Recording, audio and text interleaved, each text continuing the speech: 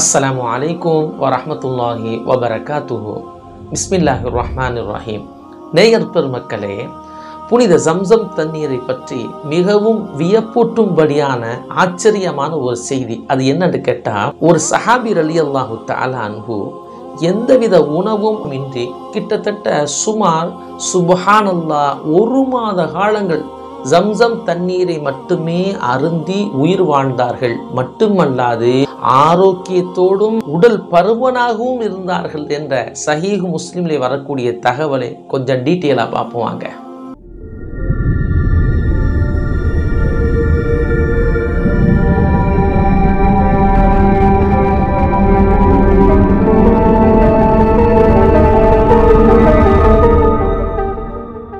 அன்பர்களே, துவக்க காலம் புனித மக்கமா நகரத்தில் வீற்றிருந்த வல்லல் நபி ஸல்லல்லாஹு அலைஹி வஸல்லம் அவர்களை அவருடைய வருகையை கேள்விப்பட்டு சற்று தொலைதூரத்திலிருந்து கிஃபார் என்ற குலத்தை சார்ந்த ஒருவர் பெருமானாரை சந்தித்து புனித தீனுல் இஸ்லாத்தை ஏற்க வேண்டும் என்ற பேராவலோடு பயணம் பெற்று வருகின்றார்கள்.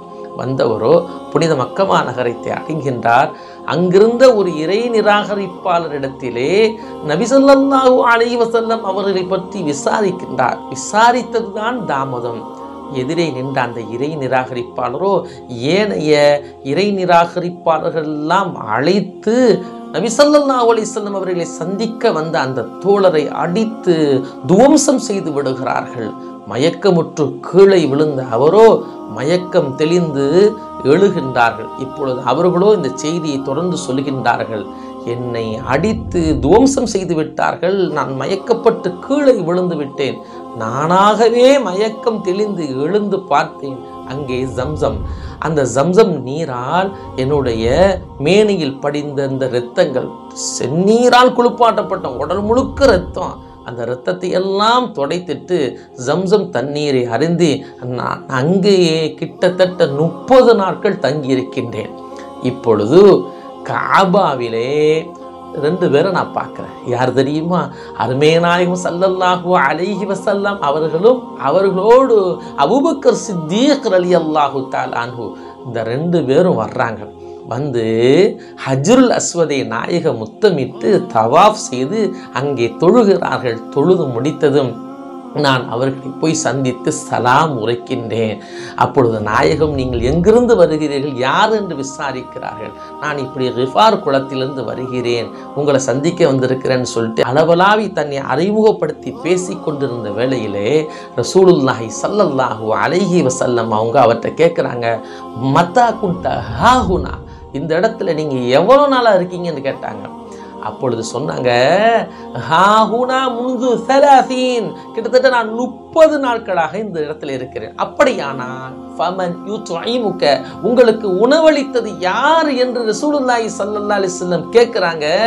அந்த கிஃபார் குலத்தை சார்ந்த அந்த தோழர் சொல்றாங்க, என்கிட்ட எந்த உணவும் இல்லை, மா கான லிய துஆமுன் இல்லா மாஉ ஜம்சம், ஜம்சம் தண்ணீரை தவிர என்கிட்ட எந்த உணவும் இல்லை, இதைத்தான் நான் 30 நாட்களாக குடித்து வந்தேன் சொல்லிட்டு அடுத்து சொல்றாங்க, சுப்ஹானல்லாஹ், இந்த ஜம்சம் தண்ணீரை கிட்டத்தட்ட 1 மாசமா நான் குடிச்சிட்டு வரேன்.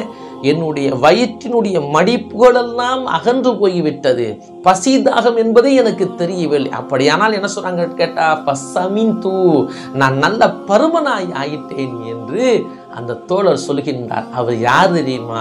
அவர்கள்தான் நாமெல்லாம் பிரஸ்தாபமாக அடிக்கடி பேசக்கூடிய நன்கு அறியப்பட்ட பெரிய சஹாபியான அபூதருல் கிஃபாரி ரலியல்லாஹு தஆலா அன்ஹு அவர்கள். இப்பொழுது ரசூலுல்லாஹி ஸல்லல்லாஹு அலைஹி வஸல்லம் சொன்னாங்க, தோழரே, இந்த ஜம்சம் தண்ணீர் இருக்கு பார்த்தீங்களா, இன்னஹா முபாரக்கா, இது பரக்கத்தான தண்ணீராகும். மட்டுமல்ல, இன்னஹா துஆமு துஅமீன், இது உணவுக்கு உணவாக இருக்குது, பசித்தவர்களுக்கு உணவாக அமைகிறது என்று ரசூலுல்லாஹி ஸல்லல்லாஹு அலைஹி வஸல்லம் சொல்றாங்க. இது சஹீஹ் முஸ்லிம் என்ற கிரந்தத்திலே ஒரு பெரிய நீண்ட வரலாறோடு இடம்பெறுகின்றது. அன்பர்களே, இந்த ஜம்சம் துஆமு துஅமீன், பசித்தவங்களுக்கு உணவாக மட்டும் என்று ஸல்லல்லாஹு அலைஹி வஸல்லம் சொல்லவில்லை. வேறு அறிவிப்புகளில் வருகிறது, வஷிஃபாஉ சுக்மீன், வியாதியஸ்தர்களுக்கு அது நிவாரணியாகவும் இந்த ஜம்சம் இருக்குன்னு சொல்றாங்க. அதோடு முடிஞ்சிச்சா? அல்ல, யாருக்கு என்ன வேணும்? ஒரு ஆளுக்கு குழந்தை இல்லையா, குழந்தை வேண்டும் என்று ஜம்சம்னை நியத்து செய்து குடித்தால் அல்லாஹ் குழந்தையை தருகின்றான். ஒரு ஆளுக்கு நிக்காஹ் திருமணம் வாய்ப்பு அமைய வேண்டும் என்று நியத்து செய்து ஜம்சமை பருகினான், அல்லாஹ் நிக்காஹுடைய அந்த வரங்களை ஏற்படுத்தி தருகின்றான். அதான் ஷார்ட் அண்ட் ஸ்வீட்டா இன்னொரு ரிவாயத்து நமக்கு சொல்லும், மாஉ ஜம்ஸம் அலிமா ஷுரிப லஹு. யார் எந்த நோக்கத்திற்காக வேண்டி ஜம்சமை அருந்துகின்றாரோ அந்த நோக்கம் அமைய பெறும் என்று அருள் நபி ஸல்லல்லாஹு அலைஹி வஸல்லம் அவங்க சொல்லியிருக்கிறாங்க. ஆகவே புனித ஜம்சம் தண்ணீருடைய பரக்கத்தை கொண்டு நல்ல பல ஹாஜத்துகளை நாயன் அல்லாஹ் சுப்ஹானஹு வ தஆலா நமக்கு நிறைவேற்றி தர போதுமானவனாக இருக்கின்றார். أحب الصالحين ولست منهم لعلي أن أنال بهم